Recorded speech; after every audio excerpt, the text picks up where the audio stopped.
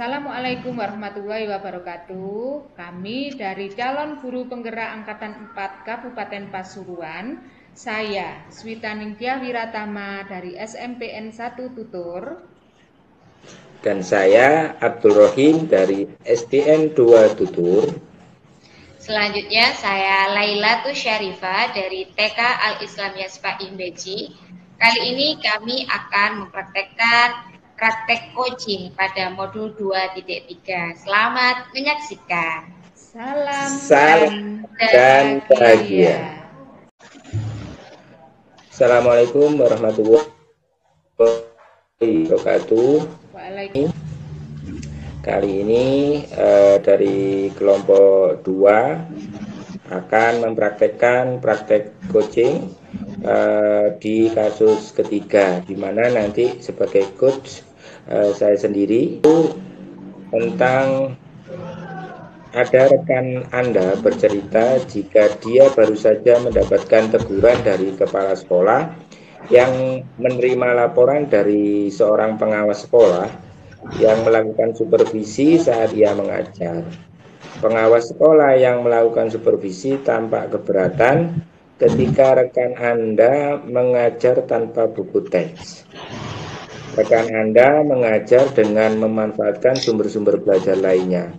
Ketika diingatkan pengawas tersebut oleh rekan Anda menyampaikan jika ia tetap mengacu pada kurikulum walaupun tidak menggunakan buku teks. Pengawas tersebut tampaknya tersinggung dan memberikan laporan tentang hal itu kepada kepala sekolah. Bagaimana Anda menyikapi mempraktekkan pembelajaran coaching, praktek coaching dari kasus 3 ini? Kita mulai. Assalamualaikum Pak Rohim. Waalaikumsalam. Bu Sitaning, apa kabarnya hari ini, Bu? Alhamdulillah, kalau saya itu ya dikatakan baik ya baik, tapi saya itu pokoknya saya itu lagi bingung. Saya ini nggak tahu perasaan saya gimana sekarang ini, Pak. Lu kenapa toh harus bingung? Kalau bingung silakan cerita, mumpung ada saya ini, Bu. Tapi nggak ganggu waktu Pak Rohim ta ini. Wong ini jam berapa ini, Pak? Iya, ini mau ngajar saya 15 menit lagi, mumpung ada waktu. Kalau Bu Sitaning mau cerita, silahkan. Iya, gini loh Pak. Kemarin itu ada supervisi dari pengawas. Jenengan kan tahu kan kemarin. Terus saya itu loh kok ditegur sama pengawas itu, Pak, bagaimana ini? Oh, yang pakai mobil Avanza kemarin ya? Iya. Terus alasannya Bu Sitaning ditegur itu, mungkin Bu Sitaning bisa cerita kenapa itu? Iya, waktu supervisi kemarin itu loh, saya kan ngajar. Terus saya itu gak pakai buku teks. Lah pengawas itu merasa tersinggung dan melaporkan saya ke kepala sekolah, Pak. Saya itu sangat khawatir, Pak. Gimana menurut jenengan? Nah, kemarin kalau nggak pakai buku teks, terus pakai pakai apa toh Bu Sitaning? Saya itu pakai sumber yang lain. Saya pakai video, terus saya kemarin itu saya ajak anak-anak keluar di depan kelas gitu, Pak. Loh, kalau begitu Bu Sitaning sudah luar biasa itu, Bu. Berarti Bu Sitaning sudah mampu menjadi guru yang bisa memanfaatkan sumber lain sebagai media belajar. Kalau bukan guru kreatif dan inovatif, tidak akan bisa seperti Bu Sitaning. Terus kalau melihat kurikulum, sesuai apa tidak sumber yang Ibu pilih kemarin itu? Ya sudah sesuai Pak. Wong saya kemarin itu belajarnya kan berbasis proyek. Terus anak-anak itu saya ajak keluar ruangan, saya ajak memanfaatkan lingkungan sekolah buat sumber belajar. Terus saya itu ditanya sama pengawas, kenapa ibu tidak memakai buku teks? Saya digitukan. Bagaimana ini? Ya, terus Ibu jawab apa kemarin? Ya saya bilang, ini loh Pak, saya itu sudah berusaha membuat anak-anak itu seneng dengan pembelajaran saya. Saya ajak anak-anak itu memanfaatkan lingkungan sekolah. Di depan itu ada pohon mengkudu, itu kan pohon apa buahnya itu bisa digunakan untuk proyeknya anak-anak. Tapi pengawas itu tidak setuju kalau nggak pakai buku teks. Katanya mengajar itu harus pakai buku teks. Nah, menurut jenengan itu bagaimana Pak ini Pak? Kalau saya begini Bu, terus maksud Bu Sri Taning dalam diskusi ini apa coba? Kalau saya itu ya mau cari solusi Pak. Bagaimana? Apakah saya itu mengajar itu gak benar atau bagaimana? Jadi saya itu sharing dengan jenengan. Jadi ketika saya menghadap kepala sekolah, saya itu benar-benar yakin dengan jawaban saya sendiri. Kemudian saya itu menggunakan sumber lain selain buku teks itu loh, anak-anak itu seneng dengan sumber-sumber yang lain itu. Begitu. Nah, kalau situ kan sudah luar biasa Bu. Ibu termasuk guru yang berpihak pada murid. Kalau boleh saya tanya, apakah Ibu sudah mempersiapkan bahan ajar sebelumnya? Sudah, saya itu sudah mempersiapkan semuanya. Saya bawa RPP, saya sudah buat media pembelajaran. Medianya itu ada yang pakai video. Anak-anak itu kan seneng nonton video, saya ajak nonton video. Terus anak-anak itu juga saya tunjukkan keluar ruangan.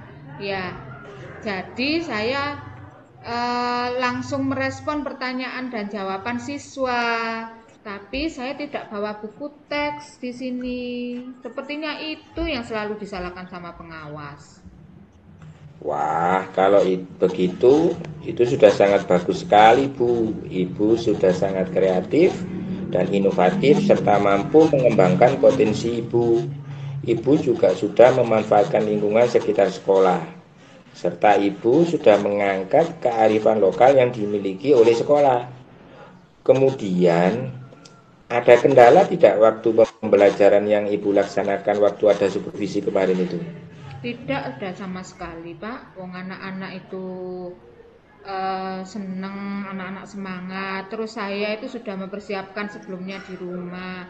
Saya sudah buat video pembelajaran yang menarik. Terus saya juga ada beberapa rangkuman dari buku-buku sumber yang lain, tapi bukan buku teks. Sekarang saya tanya, kalau boleh saya tanya itu terus masalah hasilnya dari pembelajaran itu gimana? Yang saya pahami itu ya, anak-anak itu kemarin tuh seneng.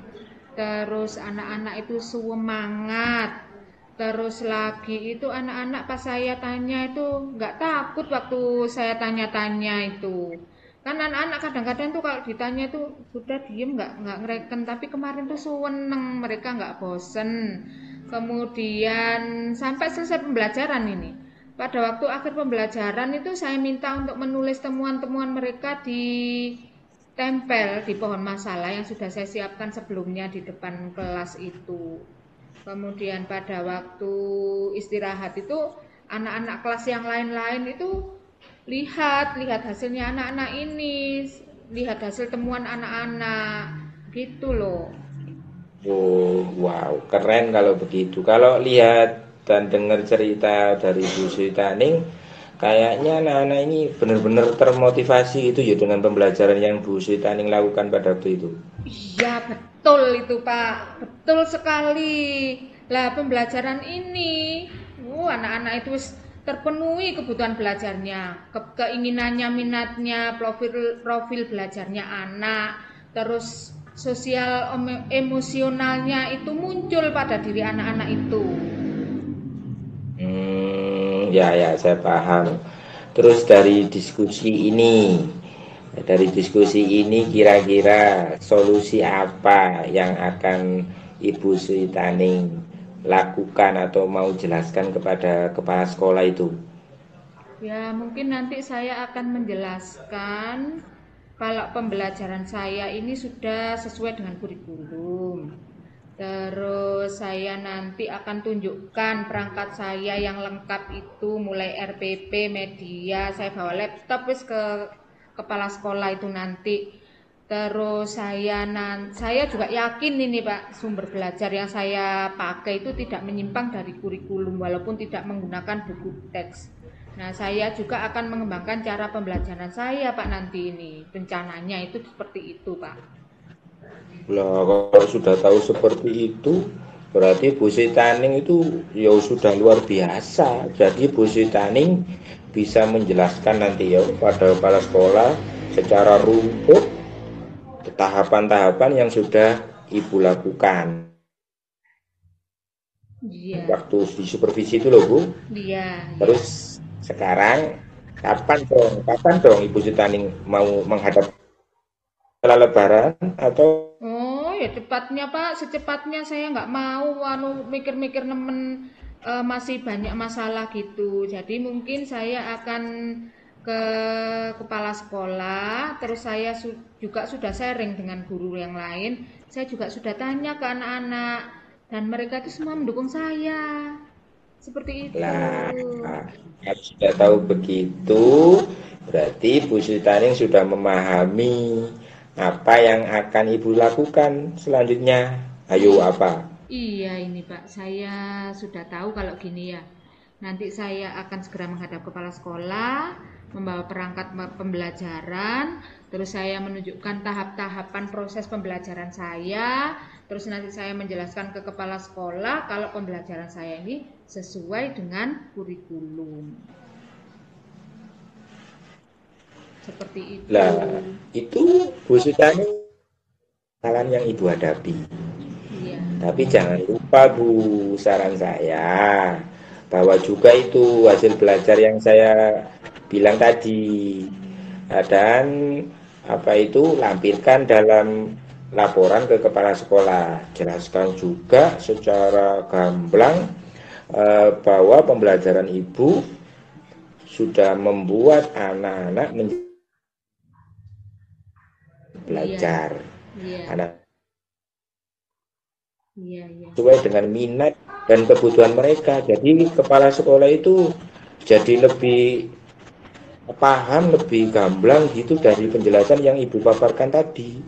Iya, ya, alhamdulillah kalau begitu, Pak. Saya akan menjelaskan semuanya nanti. Nah, begitu dong yang saya kenal kan Bu Sitaning itu suka tersenyum. Tadi baru ketemu Pak saya sudah cemberut, sudah apa itu lunglai gitu. Ya, Sekarang yang saya tanyakan apa kira-kira komitmen Bu Sitaning? Iya. Saya nanti dari kegiatan yang dengan jenengan ini ya, saya sebenarnya itu ya ingin dukungan dari teman-teman guru dan saya berharap dukungan moral dari teman-teman guru juga bahwa pembelajaran yang saya lakukan ini sudah baik, kemudian kepala sekolah bisa meluruskan ke pengawas sehingga pembelajaran saya itu tidak salah dan pengawas itu bisa memahami. Dan saya juga mau minta maaf, mungkin itu miskomunikasi dari permasalahan ini. Ya, jadi yang penting itu saya butuh dukungan dan motivasi dari teman-teman itu. Alhamdulillah, saya yakin Bu, nanti Bapak Kepala Sekolah akan terbuka hatinya dengan penjelasan-penjelasan yang Ibu sampaikan ke saya tadi. Saya juga akan mendoakan Ibu semoga lancar dan berhasil. Jangan lupa tapi ya Bu, setelah menghadap kepala sekolah, hasilnya saya diberitahu. Semoga ke depan tidak ada permasalahan lagi dan Bu Sitaning selalu semangat dan tersenyum seperti biasanya. Iya, terima kasih. Wah, lega saya rasanya ini setelah diskusi. Jadi, terima kasih sekali. Pokoknya saya ini, ya, nanti saya akan segera ke kepala sekolah. Saya kira Ya. Pak Rafiq sudah mau ke kelas ya? Iya, ini kurang 1 menit ini Bu. Iya, ya, terima kasih Pak. Pokoknya Pak. Bu Sitaning semangat selalu ya. Iya, terima Tersenyum. kasih. Iya, monggo ke kelas. Saya duluan. Oke, Assalamualaikum. waalaikumsalam warahmatullahi wabarakatuh. Sudah, terima kasih. Begini tadi praktek coaching dari kasus 3, saya selaku coach dan Ibu Sitaning selaku coaching. Dan kami mohon kepada Bu Laila itu sebagai pengamat untuk menyampaikan observasinya. Monggo, Laila itu. Terima kasih Pak atas waktunya. Berdasarkan hasil pengamatan saya dari praktek coach di kasus ketiga ini, di bagian tujuan, Bapak tim selaku coach sudah bisa memberikan pertanyaan terbuka sehingga coach dapat menyampaikan tujuan dengan baik pada diskusi di kasus tersebut. Selanjutnya untuk identifikasi permasalahan, Pak Rohim selaku coach sudah bisa merangsang atau menstimulus si coach untuk bisa menjelaskan dengan rinci terkait permasalahan-permasalahan yang dihadapi. Untuk rencana aksi Bapak Rohim selaku coach juga sudah memberikan pertanyaan yang membuat coach bisa mengambil keputusan dan menggali potensi yang ada pada diri coach agar menentukan aksi-aksi berikutnya untuk menyelesaikan permasalahannya. Sedangkan di tanggung jawab, Pak Rohim selaku coach juga mampu memberikan penguatan kepada coach untuk membangun komitmen secara mandiri dan juga menumbuhkan kepercayaan diri pada coach, sehingga coach pun dapat semangat kembali dan percaya diri terhadap potensi yang ada pada dirinya. Demikian hasil pengamatan yang bisa saya sampaikan. Atas waktunya saya ucapkan terima kasih.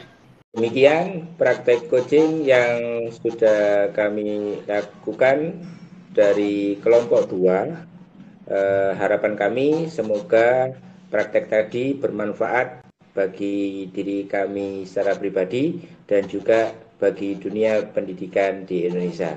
Mohon maaf apabila ada kekurangan. Wassalamualaikum warahmatullahi wabarakatuh.